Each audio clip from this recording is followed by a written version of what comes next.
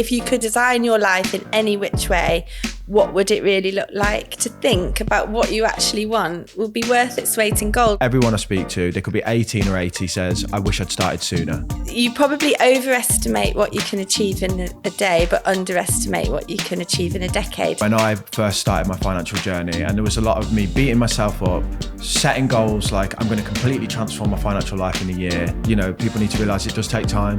Doing the right thing regularly, not being in those rubbishy pension funds, that's pulling against all the effort that you're putting in. If you're in a couple, different money stories, different money backgrounds, getting that money conversation going could be a really good thing for this year. So it's the start of the year and everyone at home will be keen to sort their financial lives out. Myself personally, over the years, I've tried to do that and failed many times. So instead of this broad goal of, I want to sort my finances out, we brought today Lisa Conway-Hughes back on, who is a fellow of the Personal Finance Society.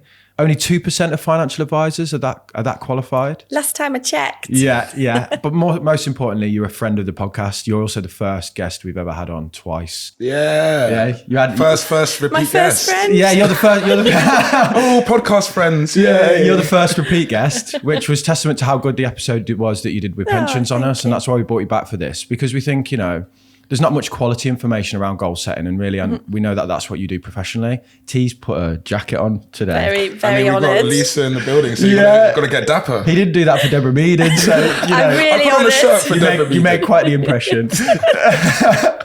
Right, after embarrassing T. Thank you. Sorry about that, mate. So let's just start first of all with goal setting, because people make New Year's resolutions and they fail. We want to see how do you view goals with finances? Well, I think, maybe it's showing a bit about me, but some people do goals in the new year, a bit like I do diets. And you say, I'm going to be beach ready by summer, and then I just lose interest. And so I think it's got to be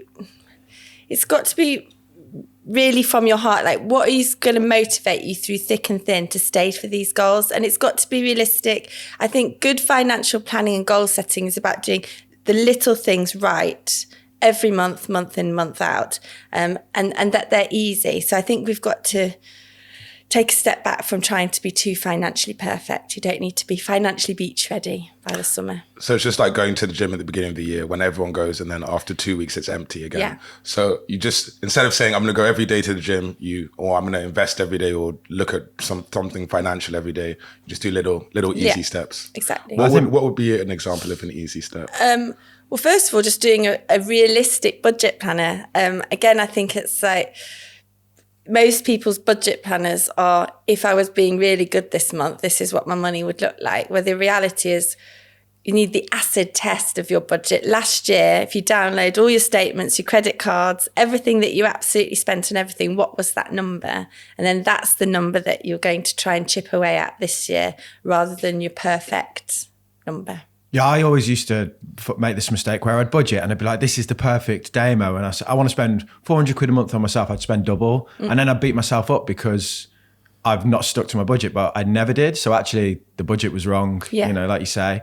Exactly. I'll blow my whole budget for the month and the night out by mistake. Tonight, yes. We're going out tonight for some drinks, and the budget's going out the window, I'd imagine. So a good activity there is to go through, would you say a year, did you say then, or 3 months? I would say a year, because we spend different amounts of money on different things throughout the year, depending on the seasons and what's going on in your life. So I think a whole year is a really good thing to download. And you can just download it as an Excel spreadsheet and then just total it up. It doesn't need to be anything really laborious. Me and T did 3 months, didn't we? We did an episode on budgeting and we went through 3 months and it was pretty shocking. Scary enough? Oh, it was shocking. The result was I had to delete Zipcar from my phone because I was spending we ran the numbers and I was spending way too much on renting a car when I already have a car. He took his Mercedes to get valeted and then drove around in zip cars all day. Yeah, and then I ran up a silly bill. I've never had a car valet. That sounds so posh. It's not just cleaned. Yeah. So he took it to get cleaned, and while it was getting cleaned, he hired cars to drive around. I left it in Westfield and they were doing the inside. It was like a full service valet. I had to look after the car. Yeah. And Damien bought way too many pasties. Pasties. Pasties. He keeps calling me pasty. Keeps calling me pasty. I don't know why I think the word is pasties. Pasties. You look at me and you're like, pasty. It's the winter, right? Yeah. I've not got my tan. But no, yeah, I bought a lot of Greggs. It was like a bit of a problem. It's because, you know, there's not much meat in my house, so I get the road sausage rolls. But yeah, so I think I want to talk about the goals because people try and 180 their lives. So when you go in the gym, you're like, I'm going to sprint 10 miles a day. I'll lift all these weights. You break yourself first week and then you give up. With the financial goals, you're saying that people should have realistic habits that they set. Yeah. Rather than saying, I want to sort my life out. What is a sensible goal then over what kind of time period? Well, I think the phrase, and I don't know who said this, but I always think of it, but you probably overestimate what you can achieve in a day, but underestimate what you can achieve in a decade. And I think that's where we're going with your financial life. It's like, well, let's start with the end in mind. So setting some just broad brush goals, like when roughly do you want to retire? What's your housing goals going to be? Like, are there going to be a couple of jumps up the ladder, or are you already there and it's just important that you pay your mortgage down? So I like to break it down with clients into 3 sections to think about. So one is career, like the thing that's going to drive this goal.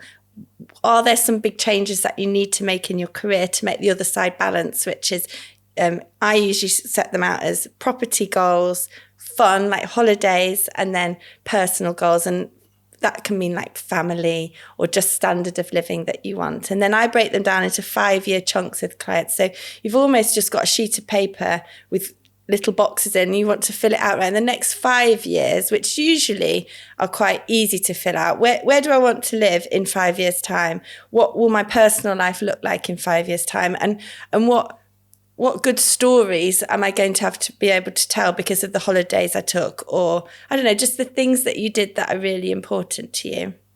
And they're usually quite easy to fill out. The longer term ones are sometimes the ones that depress me, because if I say to the client, when do you want to retire? And it almost breaks my heart when they say, well, the state retirement age is 67, isn't it? Well, they usually say 65, but it's 67. And my dad retired at 65, so I guess 65. It's like they're being told when they want to.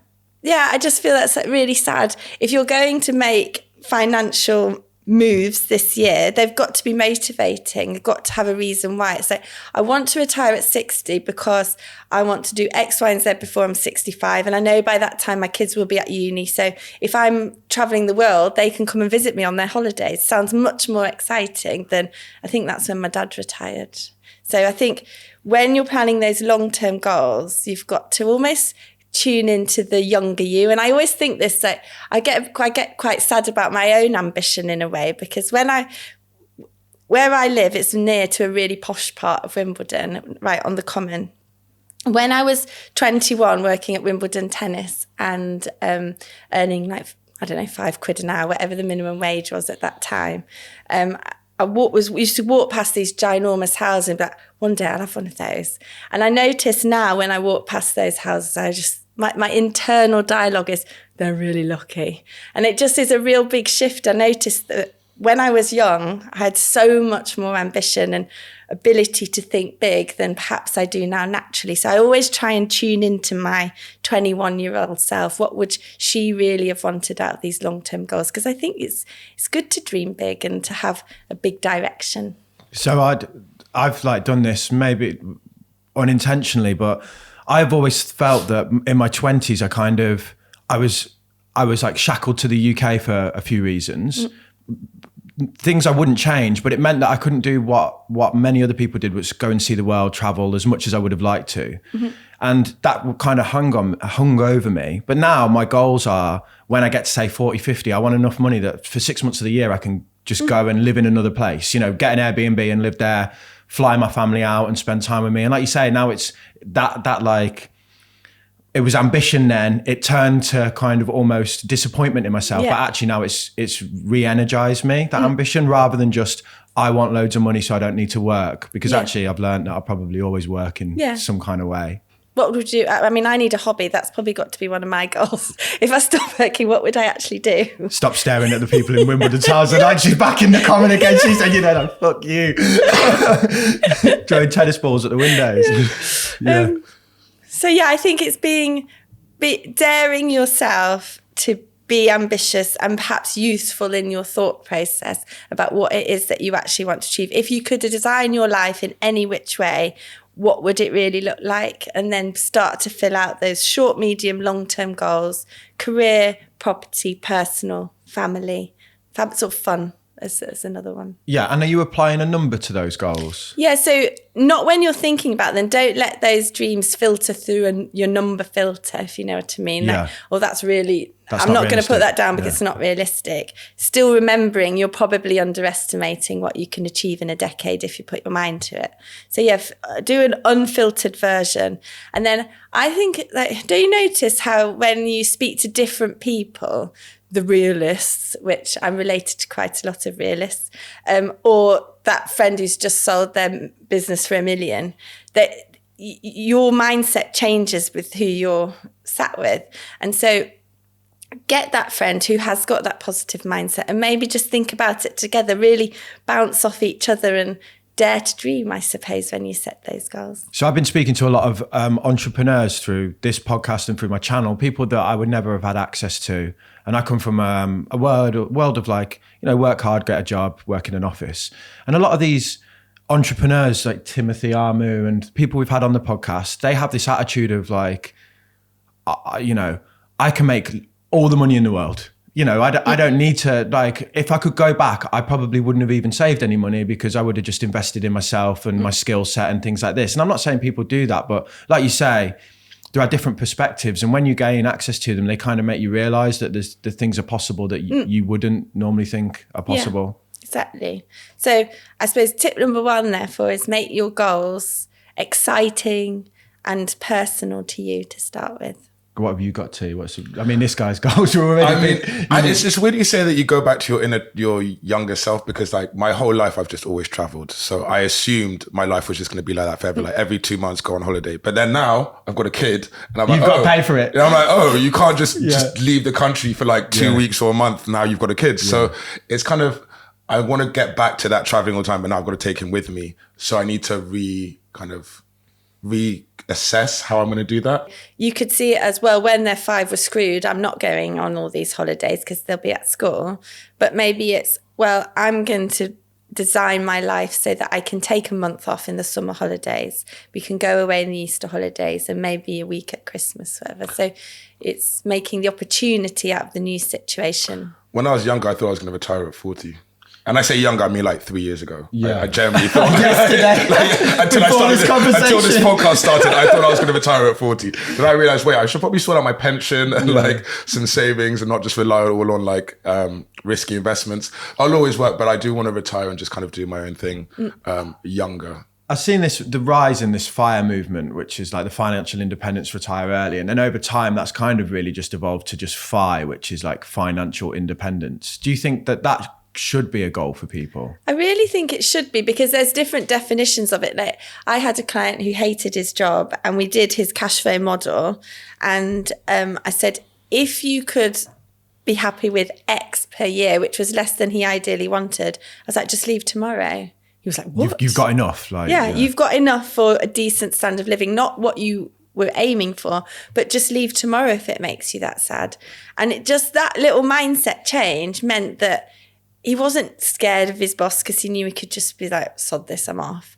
But also it meant that he stayed and he enjoyed it. And he probably worked a couple more years, just happy in the knowledge that if he ever wanted to, he could walk away. So I think knowing your numbers really can help empower you and empower you to make those decisions that ultimately money needs to make you happy. I'm not normally a fan of New Year's resolutions. Yeah, me neither.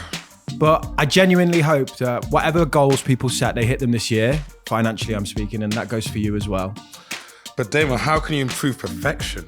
There's so many things wrong with that statement, mate. But anyway, maybe you need professional help. I think you do.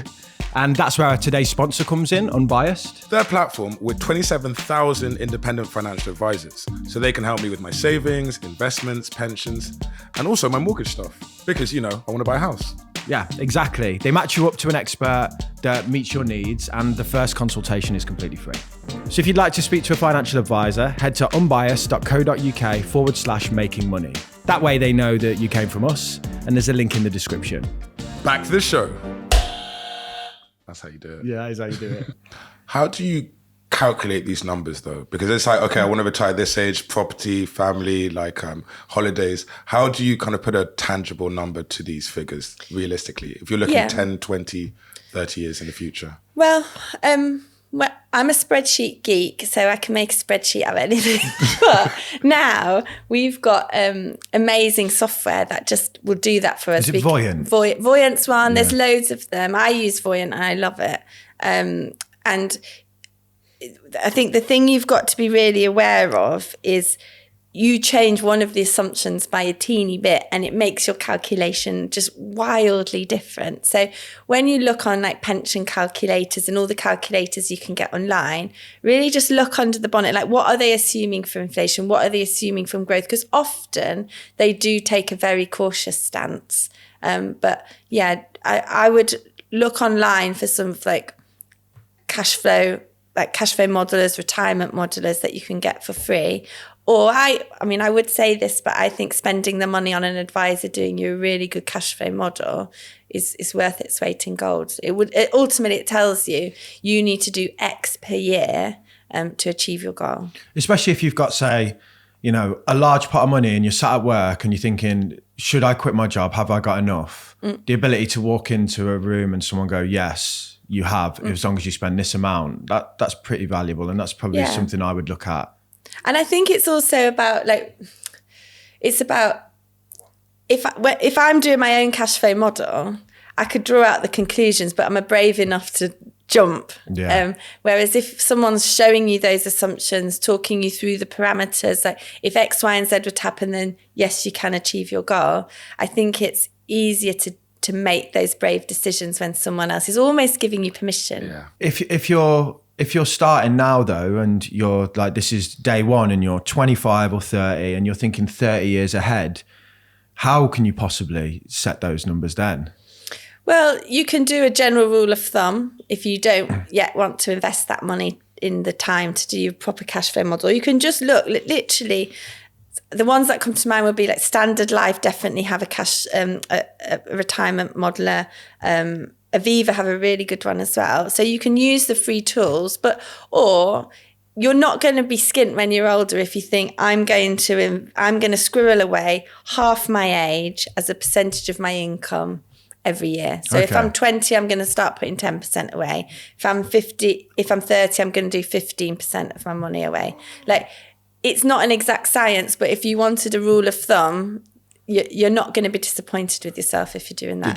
Did you make up that rule, or is it It's an old rule. It's an old rule based on final salary pension planning. But yeah, is that still going to work for someone who maybe starting later in life or feels slightly behind? I think if you're starting later, then probably taking half your age is going to really scare you anyway. But the reality is you probably need to do a little bit more. You need to get a bit more realistic about how you're going to invest it. Obviously, you're not going to do off the scale unregulated investments, but maybe you need to take a bit more calculated risk with some of the money that's your long-term money to try and close that gap. I remember in our last conversation when you talked about pensions, you said, be brave, and you always throw as much money in and then just think, oh my God, how am I going to survive? Yeah. But you kind of find a way. And I think when people saying that I couldn't possibly find 10%, but if you took it away, you always find a way to live, don't you? Exactly. And you try and cut back. My mortgage went up at the end of last year, and by amount that was actually making me really nervous last summer. And I was like, right, I've got to do it. So what am I going to change? And it was just like, if I cut back on these teeny things, so I used to spend $200 a week last year on food. Now it went down to $160 a week, and just changed teeny things like my fund budget went down a bit. Or like my family meal out to posh restaurants become a mid family. I was gonna say, these are real first world problems out I here. know, I sound a bit of a goon, but You're at Toby Carvery now. I love a Toby. Yeah, I love a Toby.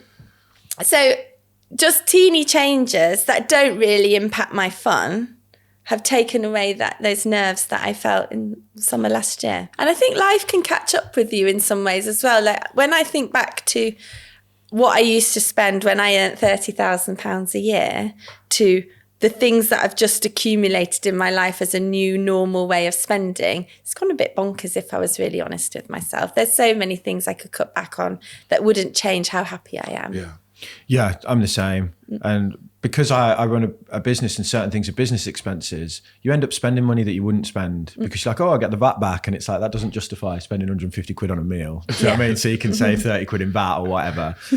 So I want to come in a minute. We're going to come back to like looking at this specific year and some of the milestones. But first, I just want to keep going with this point around where people should be, because I know a lot of people listening everyone will feel they're behind in life. Everyone I speak to, they could be 18 or 80, says, I wish I'd started sooner. So I think really it's about looking at your goals and thinking of this rolling 5-year time frame. Like if you're really focused on the next 5 years and making those financial goals happen, and also you're being sensible about those long-term goals, I think if you're controlling those two things, you're halfway to success anyway. So if you think over the next 5 years, so put yourself now, 2029, what's going to be different about my life? And then work backwards. How many paychecks? Because this is quite scary. How many paychecks until January 2029? 12 times 5, 60. That's really scary. Yeah. So you've got 60 opportunities to achieve those 5-year goals. So I think really break it down to keeping this 5-year rolling goal working for you. I don't look at, I need to do that because I want this amount of money by the time I'm 50, and then I want this amount of money by the end of the year. I think maybe the reason we don't is because that can freak us out, because it is that 60 paycheck mentality. Like, oh my God, let's just see how we get on. But if you can use it as a carrot rather than a stick, I think it can really help the mindset.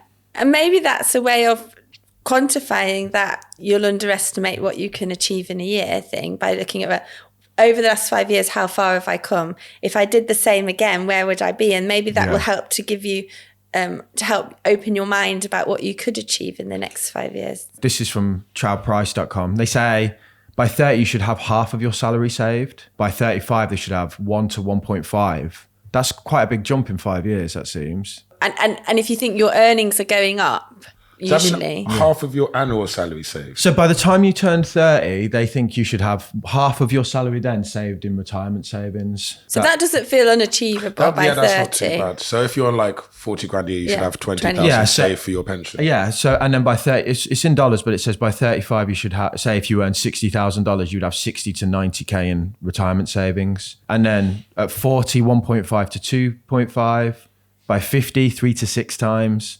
By 60, 5.5 to 11 times. Wow. Would you say that 5.5 is enough by 60? No. I wouldn't. Depends what kind of life you're... The rule is, whatever your big number goal is whatever you want per year times it by 25. Yeah, so they're assuming a real drop in standard of living. At 65, they're saying at the top end, you would have 13.5 times your salary saved, which isn't... So they're thinking half your income is what you need. Yeah. As a maximum. And I think that's just not true. Like, I mean, I remember when my granddad died. It's not a sad story. When my granddad died, he was like only in his 70s, and people were like, "Oh, he lived a good life." We're actually my 60s and 70s. I better still be having fun and enjoying my life and going out and feeling like I'm 40. Yeah. So I need money to do that. I don't want to sit around reading the paper. Yeah. So I could do that in the morning. My lions. This idea, like you say, with my mum at the minute, so she's retired. She retired early at 55. And it's like trying to convince her to like blow your money now, because when you're 80, you probably won't be able to. No, and I think, well, I always think it's almost like a double dip roller coaster. So early retirement, you want to go for it, don't you? You're young, you're healthy, hopefully. You've still got that get up and go, and you want to go and see all the things that you've promised yourself you'll do. Then in mid-retirement, usually people start to cut back a bit. Your world shrinks a little bit. And then sadly, in the latter part of your life is when you spend the big money on all your care home fees. And so, yeah, you need to plan for having that fun while you can. So we've got the big goal, and I'm planning to live in a bougie retirement home. That's my big goal. See you at the bar at 90. Yeah, that'd be me, just mixing it up at the bar with a little margarita or whatever, mate. Just, still cranking out the moves. But I want to look now over the next 12 months, because people will say, okay, I want X amount. I've used a retirement calculator, a compound interest calculator, and I'm going to review it every 5 years to see how I'm getting there. What are the big events that they should focus on over the next 12 months? Well, what are the threats you expect in the next 12 months? So this is where financial planning does get a little bit negative. It's, could you lose your job? Could you get sick? What could be the thing that rocks your financial world, and making sure you're planning for it. So if you could get sick and you're not fully covered, get some insurance, get some income protection, get some critical illness. I just had a client call me up this week who in her 40s has had a heart attack, young, fit, healthy, insane. That's just completely changed the course of her life for 2024. So you just don't know what's around the corner. So get insured properly.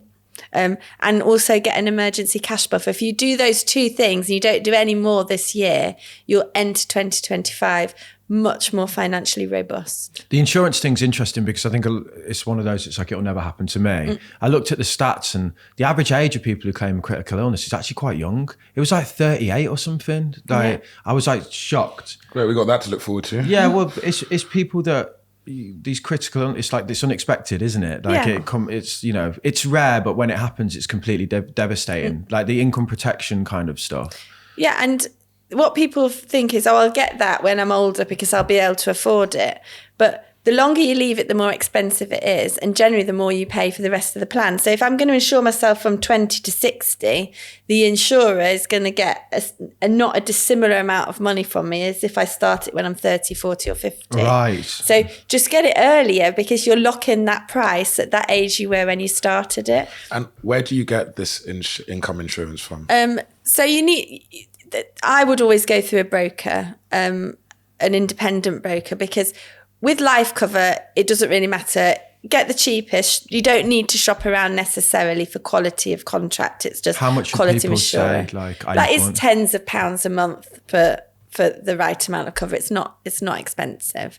With income protection, critical illness, all about the definition. So the best definition of an income protection cover would be, if you can't do your particular job due to any illness or injury, it will pay out.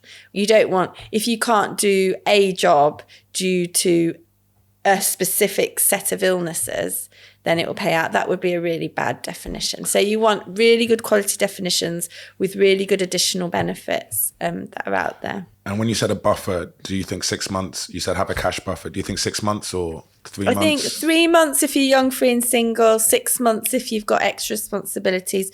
But as you get closer to retirement, you want to be making that to a year to 3 months, to a year to 3 years, believe it or not. So you can weather market downturns, so you're not kicking your portfolio when it's down. Sequencing risk or whatever. Is that from 50 years onwards or 60 I'd years? say it's all about this 5-year rolling time frame. So if I'm going to retire in the next 5 years, my focus is going to be switching myself to cash at the appropriate time, or accumulating more cash to build it up. It took me quite a while to get to 3 months. It's also not exciting, is it, building up your emergency cash buffer? But a good tip is to use a regular savings account rather than just your bog standard one. So a really good provider to look at often is Coventry Building Society. They seem to allow, most regular savers allow you to put 50 quid, 200 quid in, but Coventry usually for their rates allow you to put £500 a month in, and they'll give decent rates, so you can put a good amount in and get a good rate, and they'll give you more by regular savings than just putting into your bog standard account. I will say though, if you're someone that doesn't have any form of savings or investments, nothing makes you feel better than having a few grand in the bank. No. It's like that in terms of freedom and weight off your shoulders does more than having a portfolio of Well, investments? the definite, I think it was Legal & General that did this study. The average person is 6 weeks away from being homeless, like not even 2 paychecks. Yeah. So we really, as a nation, need to build up those cash buffers. The cash buffer, the 3 months to 6 months, depending on age, up to a year, you're saying, easy access savings account because the rates are pretty good at the minute. What about the other types of savings for the goals? So if you know that goal is 1 year, 2 year, 3 years away, and the market is giving you a better rate by locking it away, you can quite comfortably look around for 1 year cash bonds, 2 year cash bonds, 3 year cash bonds, so that you're allocating that pot of money for a job in the future. And by locking it away, you're probably going to get a better interest rate, but also out of sight, out of mind, you're not going to spend it. And then what about your pension, say? So your retirement money, that long-term money, pension usually is what attracts you. Well, I'd like it to attract people because of the tax relief. So the 20, 40, 45% tax relief, for some people, 60% tax relief. The pension feels like a natural place to start to put your money so that you can get the employer contribution and the tax relief. And then as a general rule of thumb, that medium-term money tends to be a stocks and shares ISA as a starting point. But don't forget that building up stocks and shares ISAs are also amazing for retirement. And we covered it in that last episode, but it helps you have control over the tax that you're paying in retirement. So don't just think of ISAs as your medium. It's medium to long term money. Yeah, and what you mean there is that because pensions get tax relief on the way in, but they're taxed on the way out, whereas ISAs are the opposite. You put in tax money in and you pull it out tax free. So you can use a combination of the two to pay very little tax in retirement and get quite a good income. And a good tip is, depending on the platform you use, for a lot of clients, we'll split their ISA. So let's say we've got a 1/3, 2/3 rule. 1/3 is medium-term money, 2/3 is long-term money. We'll split their ISA wrappers accordingly. So 1/3 of money is invested with a medium time frame in mind, and 2/3 of the money is probably slightly more risky, probably cheaper funds that we've picked, and that's got a more long-term view as well. The future. the past. Being late for a train. You being late to pretty much everything. The things that make us anxious are pretty ridiculous. Our standard of living has improved so much over the last 100 years, but are we less anxious? Oh no, I'm pretty chill. But if you do suffer from anxiety, check out our partner Sensate. I've been using their device and it has been helping me. It's shaped like a pebble and it vibrates to help calm your vagus nerve. I just pop it on my chest for 10 minutes if I'm stressing and it settles me right down. Plus, our listeners can get 10% off with the code MM10. That's MM10, and there's a link in the description. Let's talk about the pension thing then, because I think most people that are listening to this and they're starting at the start of the year, the easiest thing that they could do is go and log on to their work-based pension and have a look at that. Do you have any tips for someone that knows nothing about pensions and what they should be looking for? So you need to know 3 things. Who's your pension with? I know that sounds really funny, but most people don't know where their pensions are. So who is it with? And then remembering that you're paying these people, they work for you. Ring them up and ask them, what is the name of the investment that I'm in? And can you email me a list of all the different investments that I can be in? And then lastly, you want to know what's going in. And if you paid in more, would your employer pay in more? So if you know those things, so know who it's with, find the name of the fund you're in, and then take the name of that and just go into Google, put TrustNet into the Google search bar and then the name of the fund, and it'll bring up a fact sheet. And just as a quick acid test, is my fund outperforming the benchmark that they've picked? There's 2 lines on the graph. Are you higher than the average? If you're higher than the average, it's a rough sense check that you're in the right direction. And if it's not doing well or it's not achieving your goals, then start to look through the list of all the different funds that you could be in, and pull on the resources of the pension provider. They're not going to be able to give you advice, but they're going to be able to say, can you give me a list of all the global multi-asset funds? Just getting that right. Like I had last year, I'm on a real rampage now with employers' default pension schemes, because these pension funds get picked for you, and you trust your employer to do the right job because presumably the pension companies know more than you.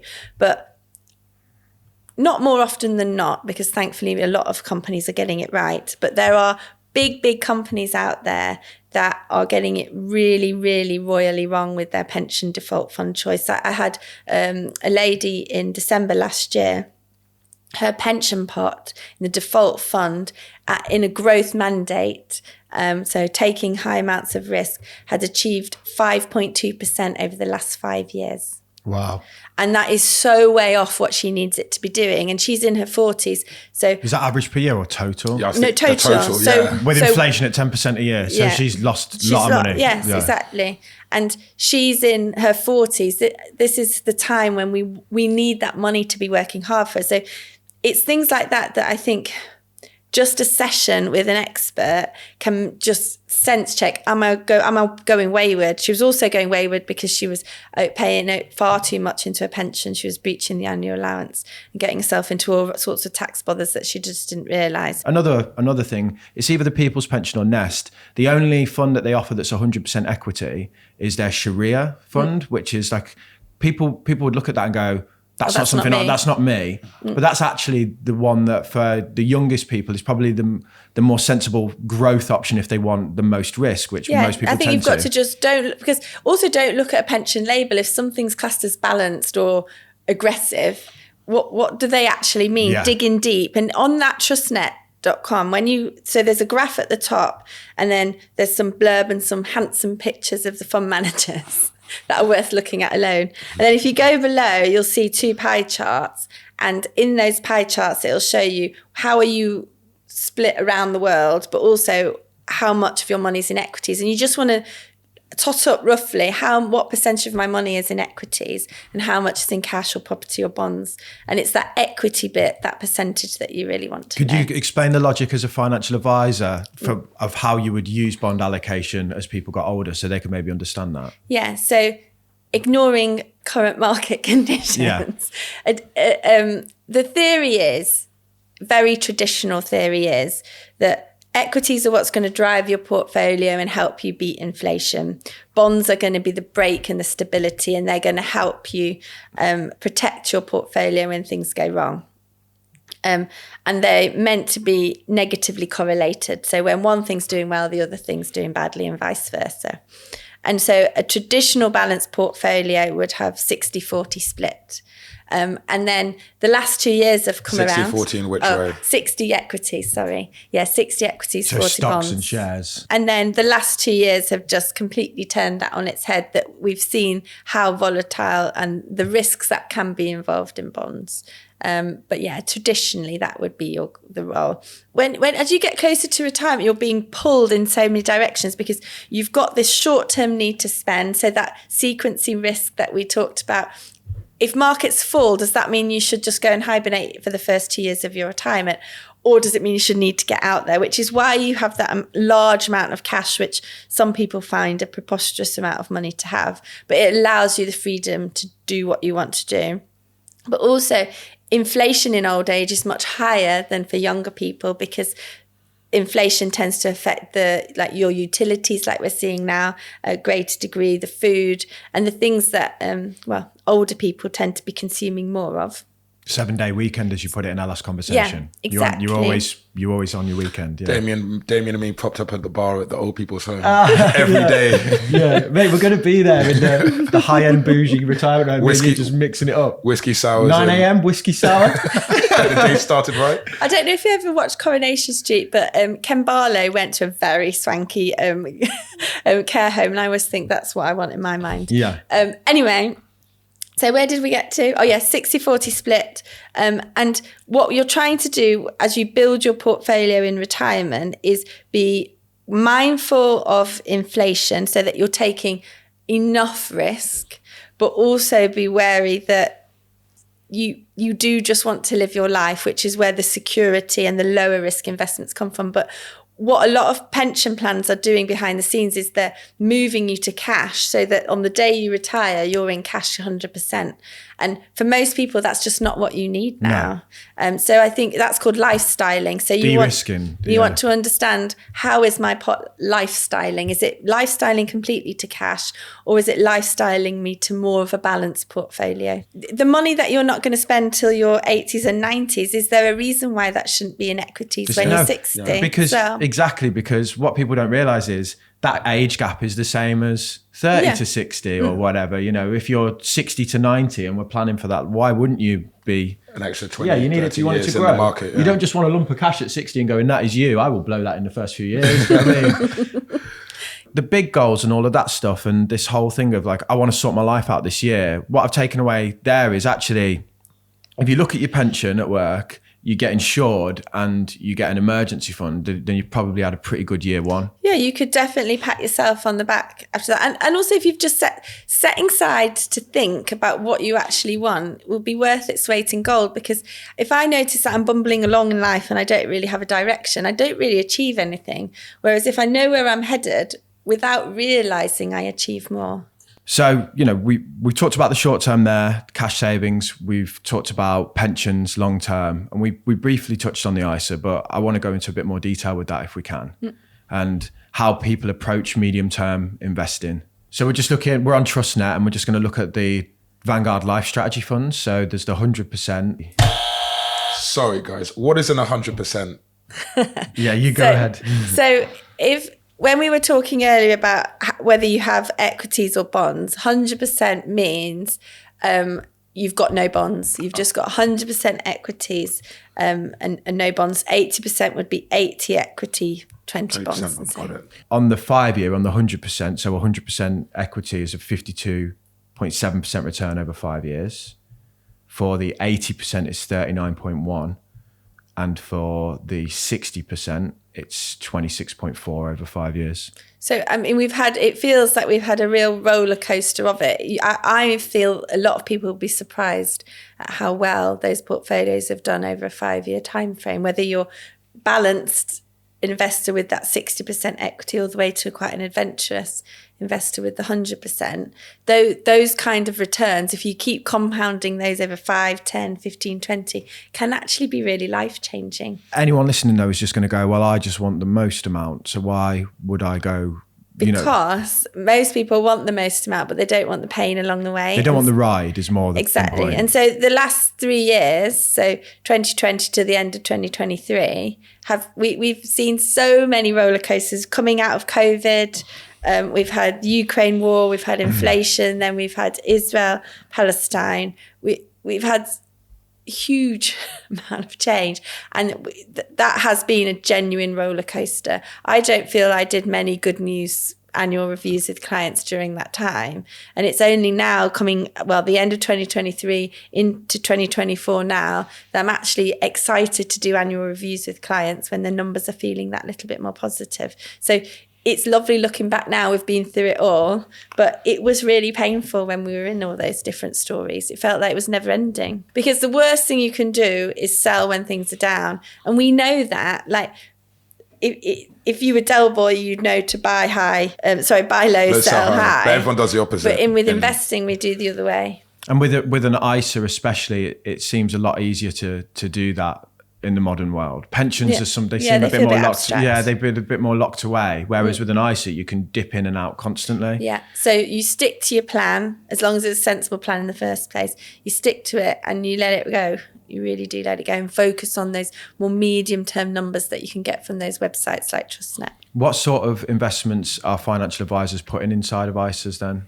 It really depends on the client, but essentially it's got to be well diversified in terms of geographically well diversified, but also you've got to be really careful of not being too focused on the themes of the moment. I mean, when I joined the industry, it was China was everything. Then obviously recently it's tech in the US. You've just got to choose things wisely and not be just so theme-led that you're possibly getting in at the tail end of a theme. A lot of AI attention right now. Mm-hmm. There's always something, right? Yeah. There's always a bubble, like always, or like a hype, and it surprises me how quickly people are to move from one to the other, NFTs, and then the same people are like 6 months later like AI. It's like, you know, when we guys just and they're like metaverse, and just changes like every 6 months. But it should be boring. You know, it really should be boring. I mean, most people would say being a financial advisor is boring, but yeah, maybe I'm living true to that. But yeah, I think it's got to be. It doesn't need to be the highs and lows of unregulated risky investing. Definitely. The way I do it I know that I'm like, I need risk in my life. I have a set allocation of my portfolio that I kind of roll the dice with. 90% goes into low cost global index funds, both in my pension and in my ISA. And I have 10% where I'm, you know, buying individual companies. You know, the devil makes work of idle hands. Yeah. So you should know that. You got a devilish name. you end up tinkering, and that's the worst thing that you can do with some of these things, because you tinker at the worst time when actually, you know, if we liken it to Main likes his crypto, I've got a bit of crypto. It's been very hard for people to buy into that when it was crashing, but actually those are the people that have done well. And now it's flying again at the time of recording. Everyone's piling in, and it's like you're making the classic mistake again. And this is the exact same psychology we see within the stock market. You talk about themes. The theme of today is interest rates, mortgages, these kind of things.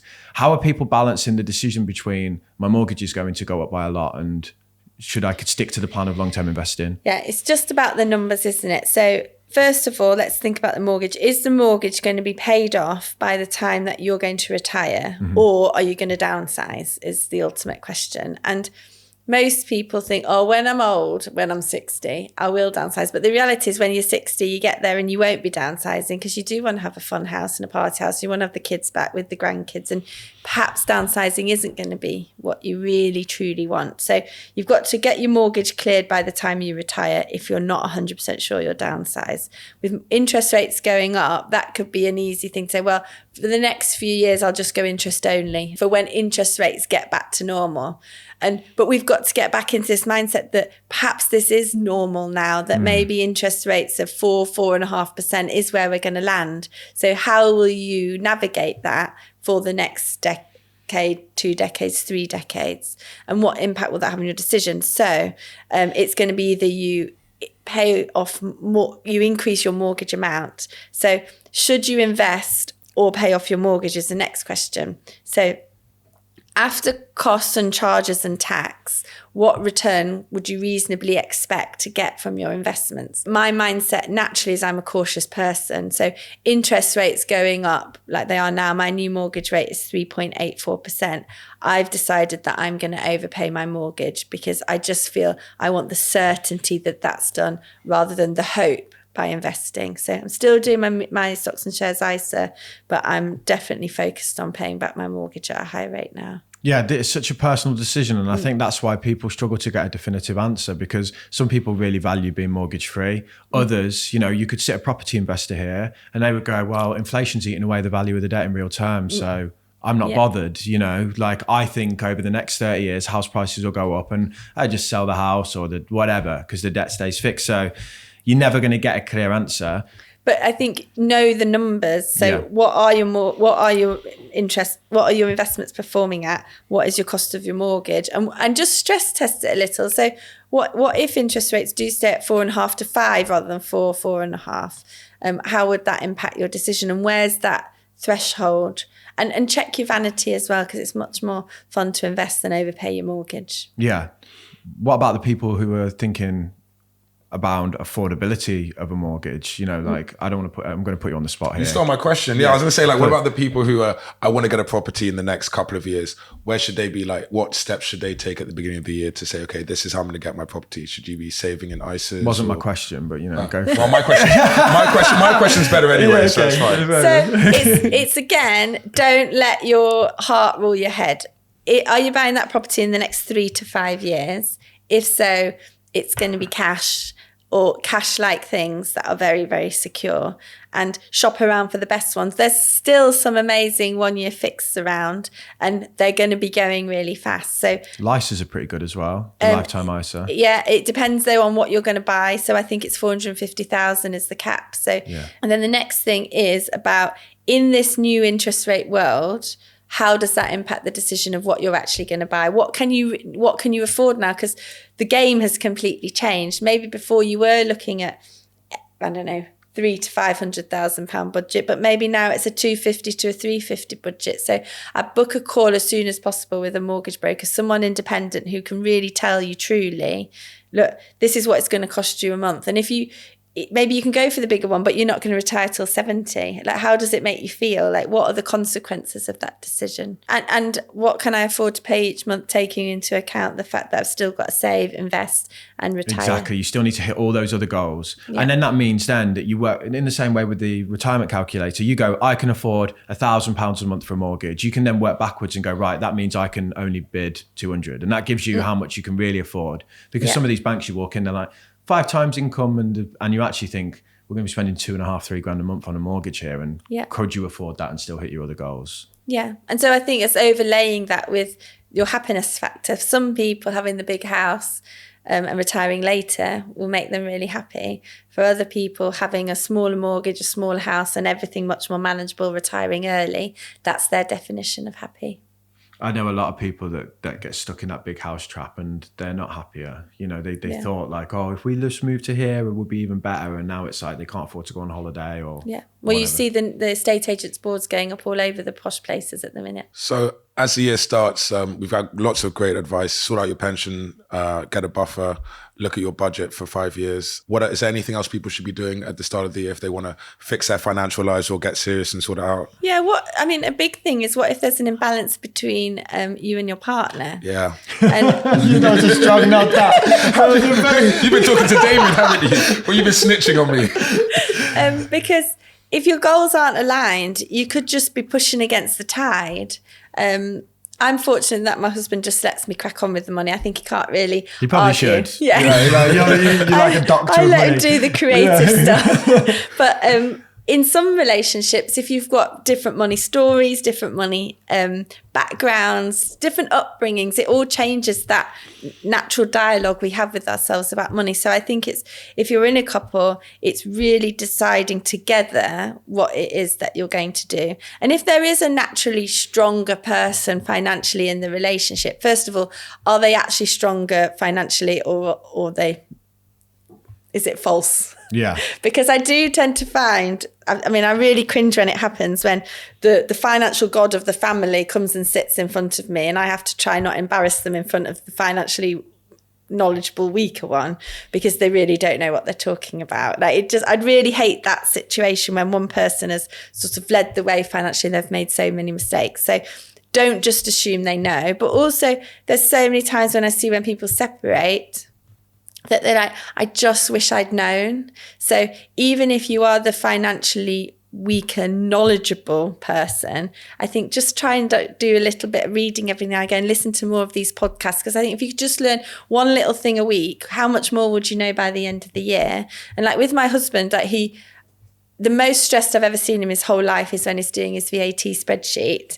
And he really wouldn't be interested to look at money things at all.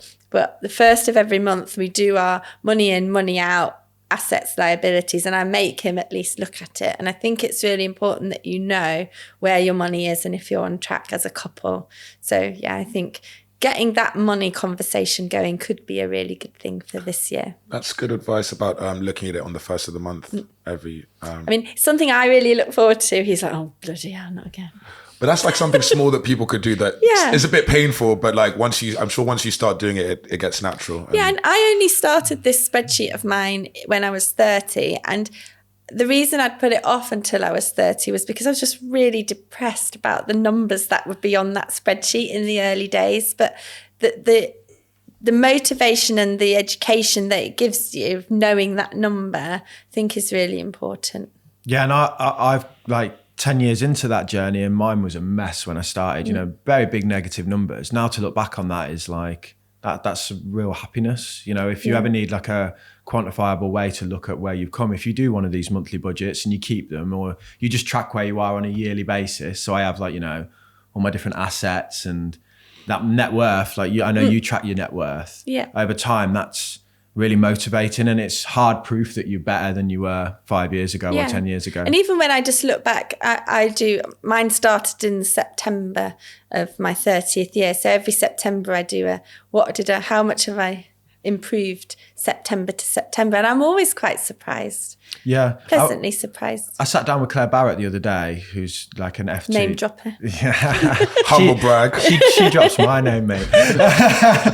No. Well, I was about to say I was worried that I looked like a dick on the thing, but no, I just looked like a dick there and all, so it doesn't matter, does it? But basically, she was saying, we were talking about financial goals, and I was saying, I try and set them at the start of the year, but then I look back and I always laugh. And she was like, why'd you laugh? And I'm always like, because I hit them like halfway through the year, and I'm really bad at, realizing my potential in a way. Or maybe you're too scared to write down the real goal. Yeah, exactly. You need a bit of me. Yeah, you want an easy win. Yeah, I'm going to be a millionaire by next year. And then be like, oh, I haven't hit my goal. Damn it. This time next year. This time next year we'll be millionaires, David. Yeah. So you just got to be a bit more ambitious. I'm the opposite. So in your heart, maybe you know how ambitious you can be in a year, but maybe saying it or writing it down feels more exposing. Because I feel like that definitely, like I always I've got a white book that's meant to be, it's by my bedside, and I'm meant to write in it my big goals. And sometimes I write them in really messy handwriting because I know that it's a bit scary what I've written, and maybe when I look back I won't quite know what I've written. Yeah. Yeah, you don't want to admit it to yourself. Yeah, and it is that consistent little habit, that drives the big returns over the long term. And it is the one thing that, people need to realize, it does take time. You're not in 3 months, you're not going to completely change your whole financial situation. No. And you could prove that to yourself by just pull up one of those retirement calculators and say, what if I got 3% a year? What if I got 5% a year? What if I got 7% a year? And those numbers will be ginormously different. Yeah. So doing the right thing regularly, not being in those rubbishy pension funds that you've not checked for God knows how long, that's pulling against all the effort that you're putting in. So I think, it's just looking out for what's not going quite right. Because it's the start of the year, I've been thinking back to a lot of the episodes that we've done. And the one thing that, coming at this, I'm trying to think back to when I first started my financial journey. And there was a lot of me beating myself up, setting goals like I'm going to completely transform my financial life in a year. And what this conversation shows is it's all about the little actions and the small steps. And if someone is thinking, I don't know what to do this year, if they could get 2 to 3 months worth of emergency savings, get some insurance if they fall out of work, and they go and look at their work-based pension, that's a great year of a 5-year plan. And Claire Barrett, the first episode we did, she said something that I carry around with me, which is just kind of forgive yourself for being where you are at the minute, because I think a lot of people carry a lot of guilt with their finances. I think it's really good. And I think also, what can you look at a procedure to put in place? So is there a financial task that you could allocate to each month, and just to help you stay on track? I think that's a really good. So this is like the ritual you have around the first of the month where you sit down. Yeah, what's measured grows, or whatever is the, and if you sit down each month and you look at it, you go, there's a lot of blokes out there going, really? Get the tape measure now. Sorry. It's not a podcast without a dick joke, is it? But anyway, by the action of simply looking at your budget and your finances every month, you start to know where things are going, and you can then control the flow of the money, and it will improve over time. Exactly. If you enjoyed today's episode, you'll love this one. And if you want a summary of everything that we've discussed, then sign up to our newsletter in the description below. And don't forget to subscribe here.